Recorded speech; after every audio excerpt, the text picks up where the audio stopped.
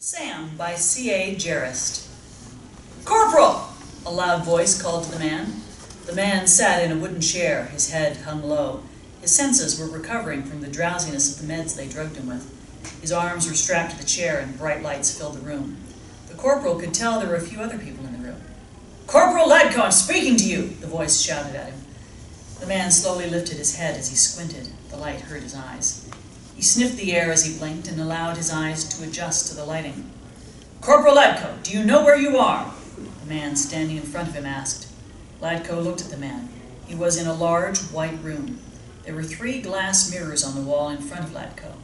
At the far end of the room stood a round table where a pretty woman in a gray pencil skirt and white blouse sat looking at Ladko. The woman had several pieces of paper in front of her and a large manila folder. The other 3 men in the room must have been part of some government agency like the FBI or CIA. Wasn't sure how the woman came into play or who she was. Ladko looked at the man standing next to him. "Well, you know my name. What's yours, hotshot?" Ladko asked the man with a smirk. The man punched him in the face. Blood oozed from Ladko's mouth as he laughed sarcastically from his chair. "I'm not sure I can pronounce that with my hands tied," Ladko replied with a chuckle. The man hit Ladko again. "Enough!" the woman yelled from across the room as she grabbed the manila folder and walked over to Ladko. "Anderson, please." The woman looked at the man who had hit Ladko. "Is that how you say it? We will have to have a conversation when my hands are free, Anderson. It will be a great conversation. Promise." Ladko laughed as he sat straight in the chair and looked at the woman standing in front of him. Anderson scowled at Ladko. "Livy, are you sure? What makes you think he will talk to you?" Anderson asked the woman. Her black hair was pulled back in a ponytail. Livy's fine-featured face twitched as Anderson asked his question. Her red lips quivered as her sharp brown eyes narrowed. "Well, she hasn't hit me yet. Maybe you should leave, Anderson. Give us some privacy," Ladko piped in with a smile. Livy was silent as she stood staring at Anderson, waiting for him to give in. Anderson huffed. He ordered the other men to leave the room with him. Livy watched as the 4 men left the room through a door at the far end. Once the men were out, she sighed and pulled up a chair across from Ladko. She didn't look at him. Instead, she opened the manila folder and flipped through until she found the page she wanted. "Mike, is it all right if I call you Mike?" she asked him. "Mike is my name, but between us, you can call me whatever you like," he replied with his smirk, his eyes twinkling as he looked at her. Livy ignored his comment. "It says here that you served under Staff Sergeant William Mercer. Is that correct?" she asked him directly. Mike sat back in the chair he was strapped to. Now he knew why he was here. He didn't understand it, though. It had been almost 5 years since Will had been killed. Why were they so concerned about him now? "Yeah, that's correct," Mike replied. He looked at the mirrors. He knew there were people listening and watching him. "How did he die?" Livy asked as she stared at Mike now. She had turned the manila folder around so Mike could see the photos. They were photos of the car bombing where Will had died. Mike looked at the photos. His anger and sadness bubbled inside of him as he looked at the pictures. "Why are you so interested in him now, huh? Why now? It's been 5 years since he was killed," Mike asked her as he looked directly at the mirrors. "It says here," Livy spoke as she flipped through the folder until she found the information, "about a year ago, you were placed in a psychiatric facility because you adamantly claimed that you were abducted by aliens. Is that correct?" Livy asked him. Mike shook his head as he chuckled to himself, looking at her. "I guess that's a lesson learned, huh? Don't open my fat mouth. Not much good that place did me, though, clearly, since I'm sitting here with your lovely self. I'm all tied up, and your sexy ass is sitting there across from me. Damn, we could have some fun. I haven't seen a woman like you in a year. You've already got me tied up." Mike laughed loudly. Livy raised an eyebrow as she closed the folder now, sitting back in her own chair as she crossed her legs. Mike calmed his laughter as his mind suddenly started to connect the dots now. What did him being abducted have to do with Will's death and the government? He took on a serious look now as he leaned forward in his chair, his arms restricting his movement. "If you will, please connect the dots for me, seeing as I have been highly medicated for a year now and skipped my morning meds. The cloud in my head is coming clear now, but for argument's sake, please illustrate why it is that I'm here." Mike spoke in a stern voice now. Livy played with the necklace she wore. Suddenly a loud knock echoed on the glass windows behind her. Mike smiled. I see. Some top secret bullshit that the one person you need to enlighten you all is not allowed to be informed as to why he is here. I'm just here. Super top secret. So top secret, I have no flipping clue as to what you want from me. That's great. Super job, guys. Well, I guess that's part of why the government is going down the shithole. I think we should all be on meds. You guys behind the glass, go get yourself some top-grade meds, because you need them more than I do. Mike rambled. Livy now looked back at the glass window. All she saw was her reflection, but she was looking at someone. There was no knock this time. She leaned forward, meeting Mike halfway. The reason you are here is because we need information from you. Information you may not even know you have. Your abduction. There have been more than we can count over the past year. People from all over the world reporting the same thing you did. What was it you saw when you were abducted? Livy spoke to him. Mike was not sure how to take this. Was she lying? Was this some sort of white smoke trick just to get him to talk? She wasn't lying. Her voice, it was in her voice. She was telling the truth. He sighed as he sat back and closed his eyes for a moment before opening them again. You couldn't find that in my file? He asked her. He didn't want to relive this moment in his life. No, the facility that admitted you after your abduction, it burned down and everything in it is gone, Livy explained to him. Awesome, Mike replied, as he took a moment to collect himself before he went back to that point in his life.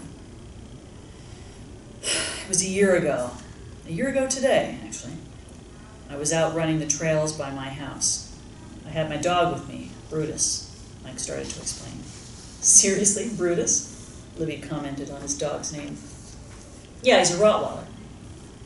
What else would you name him? Fido? Can I continue the story, or are you going to interrupt me every time you feel like throwing a lame-ass comment my way? He asked her sarcastically. She put her hands up. Continue, she said. Where was I? Mike asked himself. Oh, right. I was out running the trails with my dog, Brutus. It was a late afternoon, the weekend before Memorial Day. The trails were oddly empty that day, but I didn't think anything of it then. The trail I was on, I ran all the time. It passed through a marshy area and wrapped around a large lake before backtracking on itself.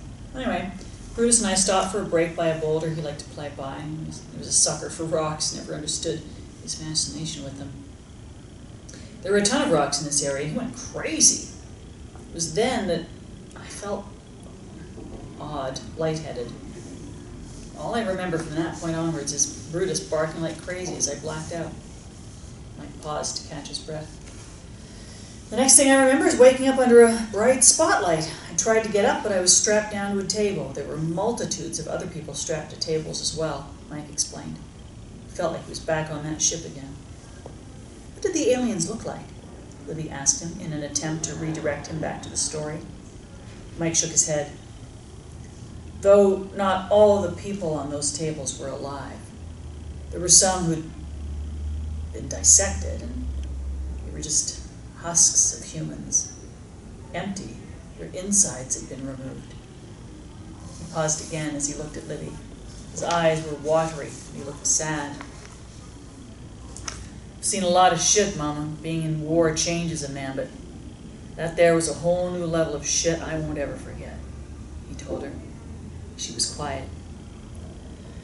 The aliens, you want to know about them now, don't you? He asked her now. She nodded her head. They're tall, at least 7 or 8 feet. They have wide, round heads. Some have bald heads, and others have these tentacle things they put up into braids or dreadlocks. They have 4 eyes, 2 on each side of their head. They don't have any noses. They had slits on the sides of their faces that acted like noses, I guess. I'm no doctor. Their mouths, though, were weird.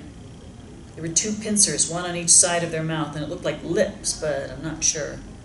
I think they had tiny miniature scales on their bodies. Every time one of them moved, their bodies shimmered and shined in the lighting. They could even change colors. Other than that, really, that's all I saw.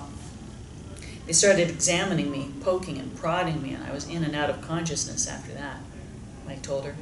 Livy exhaled as she looked at the glass behind her. There sounded a knock. She nodded her head. She leaned forward. Thank you, Mike. I think we have all that we need from you, Livy told him with a smile. At that moment, Mike could hear the muffled sounds of alarms going off in the building. Livy suddenly looked worried. Were you expecting company? He asked her as she stood up and looked at the door. Untie me and I can help. Untie me, he shouted at Livy. She stood with her gun drawn. Gunfire sounded outside the room now. Untie me, Mike shouted again. Livy pulled a knife from her skirt and went to cut his restraints when a man came flying through the glass windows. An explosion shattered the rest of the windows, causing Mike to fall over in his chair. Livy fired her gun over and over again until it was empty. Mike couldn't see anything. His back was facing the windows. Mike heard the sounds of a dog barking as Livy screamed. There was then a loud thud of a body hitting the floor. Mike started breathing heavy as he could hear footsteps approaching him. The dog came running up to Mike and started licking his face. Dog!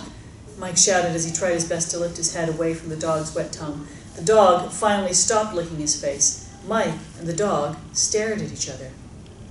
Brutus? Mike said the name as a question. The dog barked and wagged his tail as he watched something moving behind Mike. How? Mike asked. His hands were cut free from the restraints. Mike swallowed hard as he slowly stood and turned to face whoever it was standing behind him. Mike froze in his place as his eyes looked upon a frightening sight.